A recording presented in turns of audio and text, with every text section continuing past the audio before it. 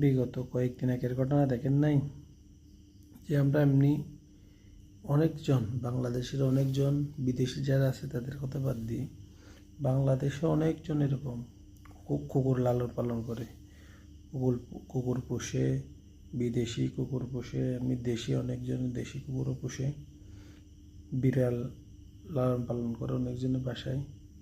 কিন্তু এই বাগেরহাটে যে একটা হাত পা বেঁধে কুকুরটাকে যে কুমিরের মুখে তুলে দিছি, এই ভিডিওটা যারা দেখছে মোটামুটি যাদের মনে মায়া আছে, যাদের দিল নরম, তারা অবশ্যই এই ভিডিওটা দেখে খুব আফসোস করছে এটা কী ধরনের করে।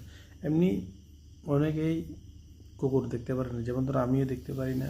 কারণ হচ্ছে কুকুরের, আমাদের এলাকার কুকুরের স্বভাব বেশি খারাপ। আমাদের এখানে পারিবারিকভাবে যেগুলো মুরগি পালন করা হয় এগুলো তো এমনি ছেড়ে দিয়ে পালন করা হয়, মানে বাড়ির মুরগি একটাও মানে আস্ত রাখে না, সবগুলা মানে 2-4টা কুকুর এসে চারদিক দিয়ে ঘিরে ধরে, মানে এক একদিন এক একটা নিয়ে যায়। সেই জন্য এমনি